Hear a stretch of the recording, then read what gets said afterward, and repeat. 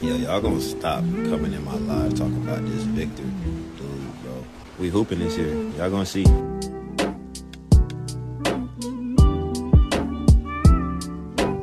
Hi team, today I have some very interesting and exciting news to share with y'all. As y'all can see on the screen, shout out to Yahoo Sports and Kevin O'Connor for bringing this post to X. And it says there are no untouchables on the New Orleans Pelicans according to Kevin O'Connor. The Pelicans are reportedly gauging the market for everyone on their roster. Now looking at this graphic, some might see Trey Murphy and say that's who we're going to be talking about today. And although I think he will be a great fit on the Spurs in almost any team, but that's not who we're going to be talking about today. Who we will be talking about today is an all defensive caliber player in Herb Jones. Now I've seen some of y'all mention him in the comments section, and I definitely agree with y'all. I think adding Herb Jones to this core would do wonders for the group. The Spurs would be finding that 3-and-D wing that we have been looking for desperately, and he will be doing it at a high level and on a cheap contract. So with that being said, let's go ahead and jump straight into it. So Herb Jones, last season he averaged 10.3 points, 3.9 rebounds, 3.3 assists on 43% from the field, but he only played 20 games. And so some might see the 30% from 3, and I think he just had a down season. He could never really get any footing playing 20 games. Only a quarter of the season and he was out with injury. As y'all know, the Pelicans season was just injury riddled in general. And so I'm not really worried about this percentage right here. What I really want to look at is this 41%. This is what the Spurs will be trading for, along with his all defensive caliber play on the defensive end. He wouldn't be taking touches away from Fox and Wemby. He would spot up and play great defense. He's also 6'7", but I think he plays bigger than what he is, so he will help with size and shooting. And those are two of the Spurs' biggest holes on the team right now. So although his box score numbers won't jump out at you, that's not taking into account what he does on the other end of the floor. If I was the Spurs, I would definitely take a look at this. I would give them a pretty good package for Herb Jones. So hopefully Brian Wright could work his magic and secure Herb Jones on this team. I would be so hype, and I think just adding a wing like this could really take the Spurs to the next level. Specifically on the defensive end, I think if the Spurs could secure Herb Jones, I think their defense would almost be at like a OKC level, maybe even better. You have the best rim protector, the best defensive anchor in the league in Wemby, Steph Castle, who could also be a point of attack defender, Herb Jones, Jeremy Sohan. So overall the team would just cause havoc. But this isn't the only reason that he is valuable. Another thing that adds to his value, and the Spurs might have to pay a little bit more of a higher price, is because his contract. Taking a look at this, he is on contract for 2 more years in 25-26 and 26-27, and he is only making $13 and $14 million.